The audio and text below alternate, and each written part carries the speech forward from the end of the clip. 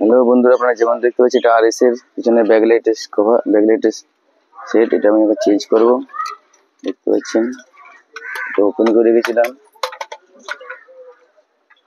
এটা কত দাম আছে, কোনো ব্যাকলাইটের সেট আমি অরিজিনাল কমপ্লিট এনেছি।